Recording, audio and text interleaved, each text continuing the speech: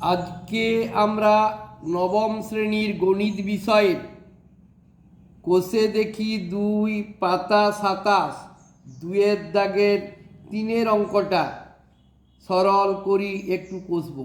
দেখো সূচকের অঙ্ক পাতা 27 নবম শ্রেণী 2-এর দাগের 3-এর অঙ্কটা দেখো কি দেওয়া আছে।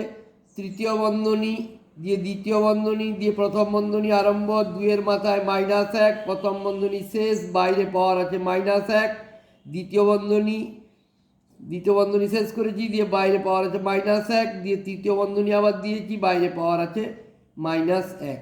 দেখো কিভাবে করব, আশা করি বুঝতে পারবে। দেখো প্রথমে কি করলাম, প্রথমে যদি আমরা নিয়ম অনুযায়ী প্রথমে প্রথম বন্ধনী করতে পারো বা পিছন দিক থেকেও করে আসতে পারো। দেখা যাচ্ছে প্রথম বন্ধনী করি, প্রথমে তৃতীয় বন্ধনী যেমন দিয়ে আছে দিয়ে দিলাম, দ্বিতীয় বন্ধনী যেমন আছে দিয়ে দিলাম। তাহলে এই দেখো প্রথম বন্ধনীর মধ্যে কি আছে, প্রথম বন্ধনীর কাজটা করলাম, 2-এর মাথায় -1 গণিত বাইরে পাওয়ার কত আছে -1, মানে এইটা এই দুটো পাওয়ারে গুণ হয়ে গেল।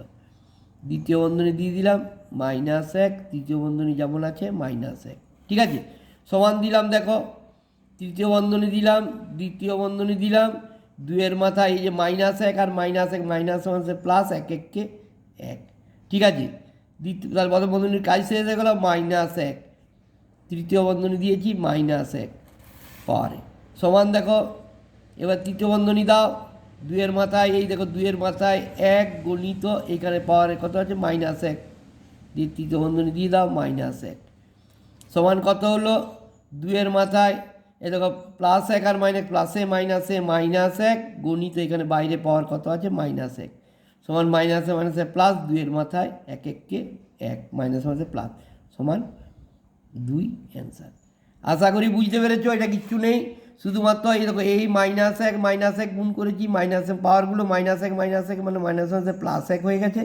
এই যে +1 হয়েছে তার সঙ্গে আবার এই -1টা গুণ করেছি, প্লাসে মাইনাসে -1 হয়েছে, আবার তার সঙ্গে আবার এই পাওয়ারটা গুণ করেছি -1, আরেকটা হয়েছে লাস্টে এই যে -1 +1 শুধু পাওয়ারগুলোর গুণ করে করে গেছি। প্রথমে প্রথম বন্ধনীর কাজটা করেছি, দিয়ে দ্বিতীয় বন্ধনীর কাজটা করেছি, দিয়ে তৃতীয় বন্ধনীর কাজটা করেছি, দিয়ে কত পেয়েছি 2⁴ মানে হচ্ছে কত 2।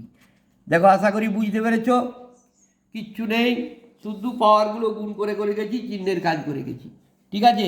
ধন্যবাদ, আশা করি বুঝতে পেরেছ, ফলো করো, সব বুঝতে পারবে।